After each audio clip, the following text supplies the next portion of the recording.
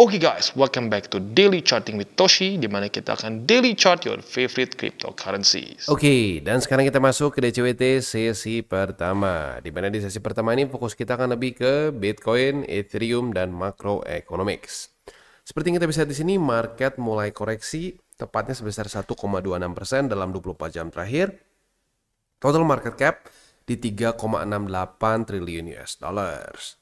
Untuk Bitcoin kita bisa lihat di sini ya, upper band sepertinya berhasil membuat ya, Bitcoin nyaris membuat doji ya, masih ada sedikit bodinya tapi ya sangat tipis ya.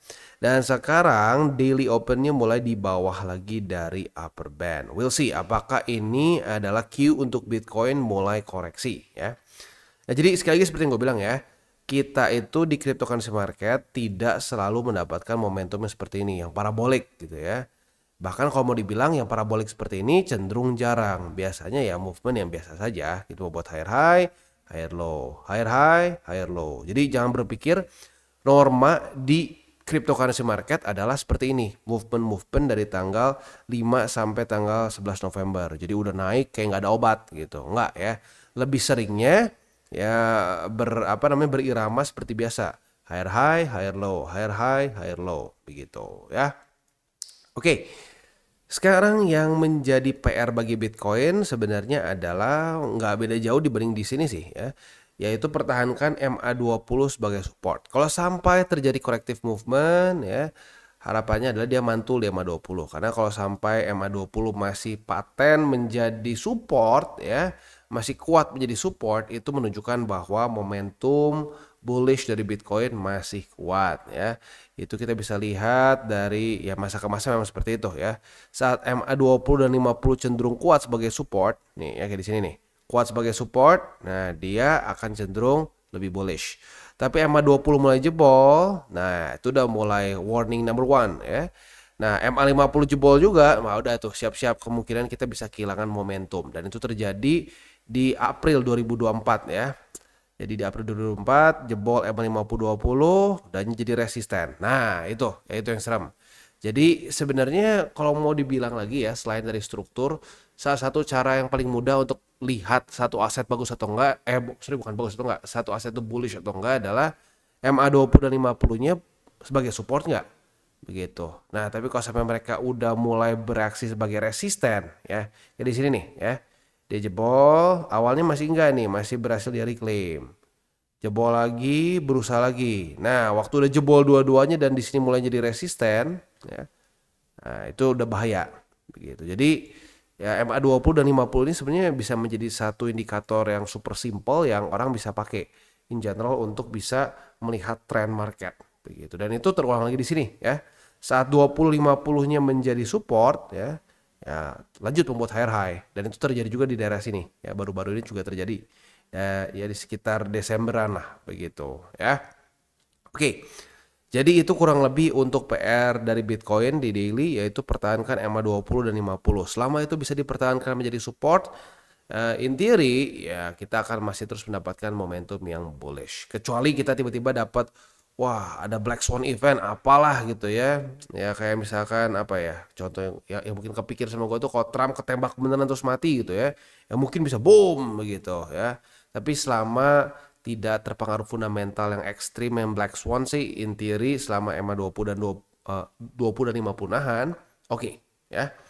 Oke, selanjutnya kita akan geser dulu ke indeks dolar. Indeks dolar kita bisa lihat di sini masih ke reject oleh 107,083. Ini sudah yang ketiga kalinya nih ya. Jadi mungkin ini adalah duel antara struktur resisten di 102,083 dengan MA20. Kita lihat mana yang menang ya. Untuk Bitcoin dominance kemarin daily close-nya itu di angka 57,97% ya.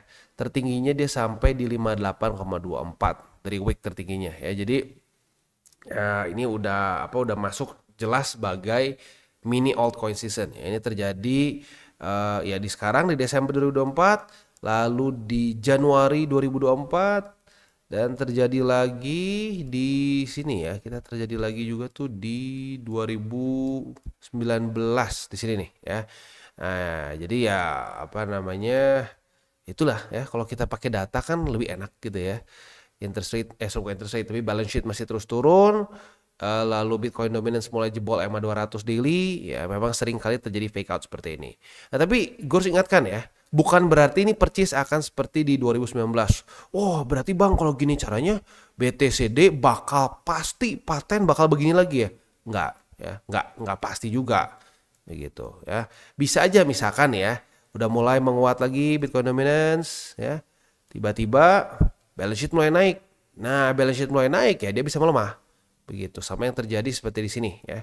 Di 2019 September di mana balance sheet mulai naik, kita bisa di sini dia berkorelasi dengan top ya, dengan cycle top, enggak cycle top lah.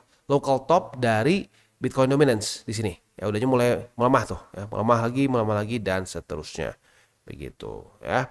Dan juga jangan salah, nanti bisa juga terjadi anomali. Misalkan kita lagi dalam masa-masa ini ya, udah masa-masa QE nih ya, di mana balance sheet udah terus naik. BTCD bisa juga ngasih fake out seperti di sini nih ya. Jadi balance sheet udah terus naik, tapi BTCD naik. Nah, tapi kalau lu lihat ujungnya apa? Ini masuk ke fake out karena udahnya ujungnya kapitulasi juga Bitcoin dominance-nya. Jadi ya lagi-lagi market itu suka ngasih kita curveball ya. Itu term apa ya?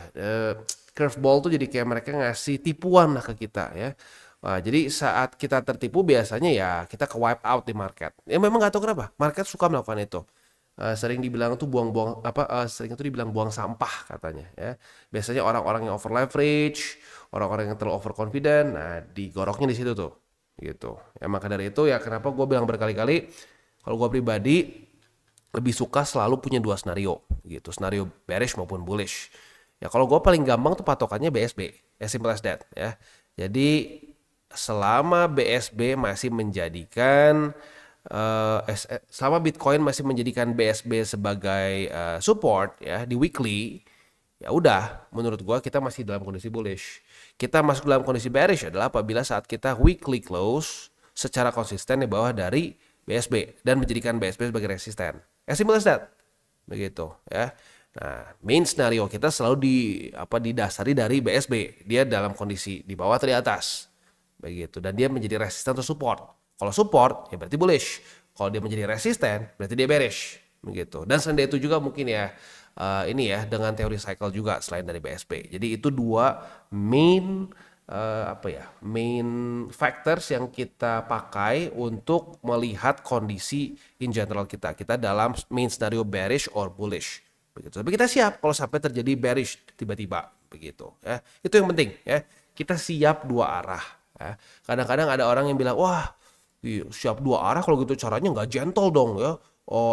Harusnya benar-benar salah-salah. Nggak begitu ya. Kita sekali lagi ya, kita mau jadi Swiss. Kita nggak mau jadi US, kita nggak mau jadi Amerika ya. Di Perang Dunia Kedua gitu ya, lu lihat ya. Bahkan US yang menang pun ya, menang perang gitu kasarnya. Ya walaupun US sekutu menang perang pun begitu ya.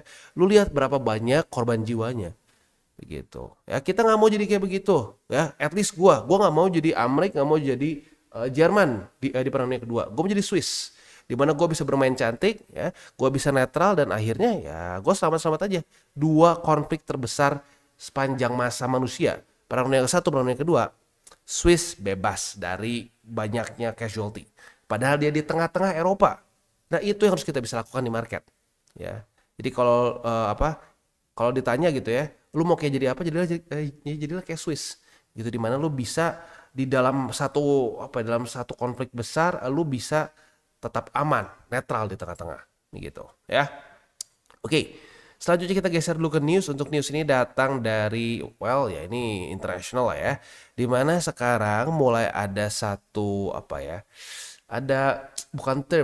mulai ada satu notion bahwa kita sekarang masuk lagi ke dalam perang dingin. Ya, perang dinginnya tetapi dalam bentuk Bitcoin Reserve. Ya. Jadi negara-negara berlomba-lomba ya untuk bisa mendapatkan BTC sebanyak mungkin begitu. Jadi kalau zaman dulu arms race-nya itu adalah nuklir, sekarang arms race-nya ini adalah bentuk finance ya, dalam bentuk dia punya Bitcoin. Sekarang yang nomor satu di dunia adalah US dan itu sebesar 207.000 Bitcoinan ya, sekitar ya 207 ribuan Bitcoin yang ada di pemerintahan US sekarang ya. Nah bahkan kemarin ya di kayaknya awal-awal tahun atau kapan gue lupa lah. Ini gue udah pernah bahas juga newsnya soalnya waktu lagi ini ya, waktu keluar. Jadi ada 20.000 Bitcoin ya senilai 1,9 miliar USD itu dikirim ke Coinbase. Ya tujuannya adalah untuk di-manage. Jadi ini menunjukkan bahwa US dia bahkan sampai mulai nge-manage Bitcoinnya aja bukan cuma di hold. Begitu. Ya ini di US. Lalu di Rusia kita tahu dia kena sanction ya, dia kena sanction, ujung-ujungnya menyatakan bahwa wah kita harus pertimbangkan untuk bikin National Bitcoin Reserve ya untuk hedge against geopolitical risk dan juga sanctions yang diberikan seperti US waktu di masa dia perang dengan Ukraina ya. Nah, apabila ini diimplementasikan dengan skala yang besar tentunya ya holding dari Russia untuk Bitcoin akan semakin besar. Untuk China dia yang kedua terbesar di dunia ya. Estimasinya 190.000 sampai 194.000 Bitcoin yang ada di tangan pemerintahan China. Begitu. Untuk Jepang pun ya kemarin salah satu Japanese lawmaker yaitu si Satoshi Aoyama ya, bukan Nakamoto ya, Satoshi Aoyama. Ini kok jadi kayak yang buat Conan ya, itu siapa? Aoyama Gosho ya atau siapa ya? Oke, dia nge-propose untuk bikin National Bitcoin Reserve juga. Jadi sekarang negara-negara yang bukan kecil, kalau zaman dulu yang ngomongin soal reserve Bitcoin tuh ya, cuma El Salvador lah atau negara-negara ya, atau cuma kota kecil di Swiss ada Lugano dulu ya. Nah, tapi sekarang ini adalah ya yang ngomong soal Bitcoin Reserve ini adalah negara-negara maju. Begitu Jepang, US, Russia, ya. Even China walaupun China nggak bilang reserve lah, tapi ya dia mulai lebih warming up ke kripto. Gitu. Nah ini ya makanya itu mungkin disebut sebagai the next Cold War, di mana mereka akan kalau sebelumnya arms race, ini mungkin apa ya? BTC race apa finance race ya, di mana mereka sebanyak mungkin mengumpulkan Bitcoin. Begitu ya. Oke, next economic calendar. Untuk economic calendar hari ini kita ada crude oil inventories untuk hari ini ya. Tetapi menurut gue yang lebih penting adalah nanti subuh ya. Nanti subuh jam 2 pagi ya kita akan keluar decision dari the Fed untuk interest rate. Interest rate seperti apa nih? Apakah akan turun sesuai dengan yang indikasi kemarin-kemarin atau tidak ya. Jadi siap-siap nih. Nanti subuh jam 2 the Fed ada kemungkinan bisa mengguncang market ya. Apalagi kalau nggak sesuai dengan ini ya, nggak sesuai dengan forecast begitu. Dimana forecastnya kan 4,5 nih. Kalau sampai ternyata dinaikin gitu ya, walaupun kalau dinaikin sebenarnya nggak terlalu besar sih kemungkinan. Tapi kalau sampai seperti itu, wah gejolaknya bisa lumayan ya. Ya tinggal kita lihat deh ya. Tinggal kita lihat nanti jam 2 sesuai forecast atau tidak. Tapi yang pasti satu, jangan tebak-tebakan akan ngepump atau ngedam. Udah kita jadikanlah saja sebagai satu waker ya. Satu alarm bahwa ada kemungkinan terjadi volatility yang ekstrim di jam-jam sekian. Oke. Jadi kurang lebih seperti itu ya. Hari ini tetap ada yang penting. Nanti jam setengah 11 ya. Setengah 11. Nanti bisa pertimbangkan untuk tutup posisi. Tapi yang mungkin lebih gila adalah nanti di jam 2 subuh. Ya kita lihat aja nanti seperti apa. Oke. Next kita geser lagi ke udah ya, overall udah beres ya. Berarti kita sekarang akan masuk ke buy limit. Tetapi sebelum kita masuk ke buy limit, seperti biasa gua akan disclaimer dulu bahwa semua konten dari TCI bukan financial advice. Ini semua bentuknya adalah edukasi.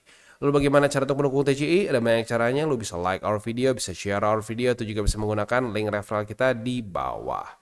Dan sekarang kita akan dengar dulu pesan-pesan dari sponsor kita pada hari ini. Oke, today's video is brought to you by CoinX. Dimana di CoinX ini kita bisa melakukan berbagai macam hal. Cocok untuk newbies sampai ke advance. Untuk para newbies bisa menggunakan swap di sini ya. Di swap di sini simple banget, lu jadi nggak perlu TA sama sekali. Untuk yang DCA murni cocok untuk menggunakan swap ya. Tinggal kalian pilih stablecoin mana yang kalian mau pakai. Contohnya pakai USDT aja. Nah kalau untuk yang DCA murni, gue sarankan sih ya BTC atau Ethereum aja ya. Jangan di luar dari dua itu. Karena ya kalau untuk DCA murni lebih amannya di dua aset itu. Karena yang lain-lain bisa extra volatile ya.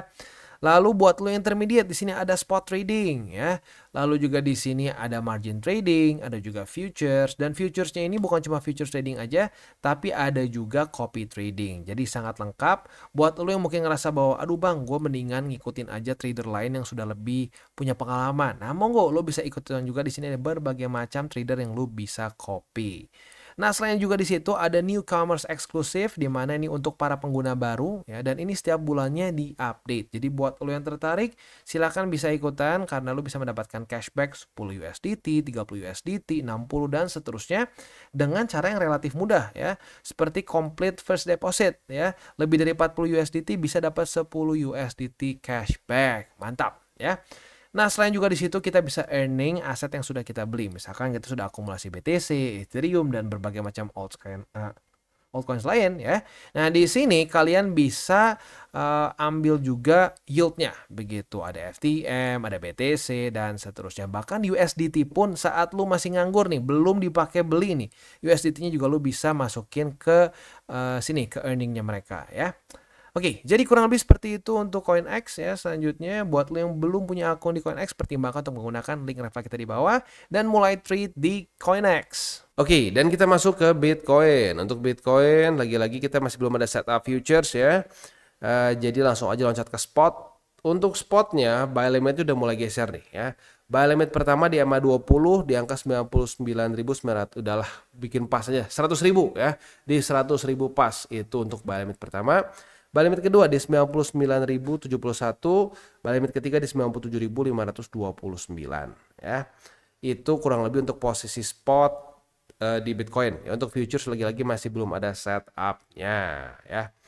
Next kita geser ke Ethereum. Untuk Ethereum kita bisa di sini sayangnya tidak sesuai harapan kita ya.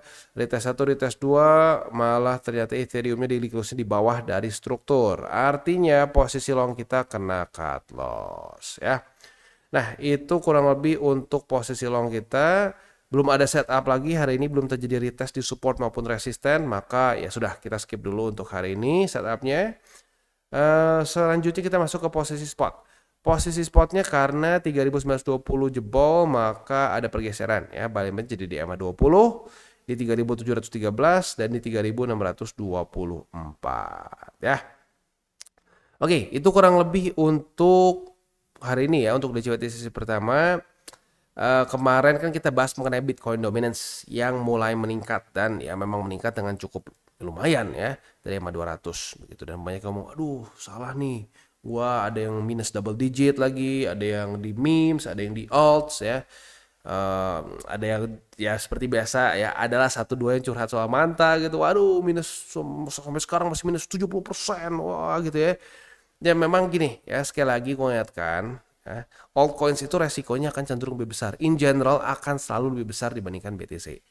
Begitu. Kenapa? Ya karena market cap alts itu signifikan di bawah dari Bitcoin. Even Ethereum tuh hanya kasarnya ya, kalau kita hitung super kasar hanya 1/5 mungkin ya, hanya sekitar 1/5 dari Bitcoin begitu ya. Jadi memang secara apa ya, secara dasarnya akan lebih volatile aset yang market capnya lebih kecil gitu ya. Dan yang kedua adalah untuk alts itu banyak sekali pesaingnya begitu. Untuk BTC gitu, pesaing BTC apa? Ya yang udah pada kesannya sekarang udah nggak populer.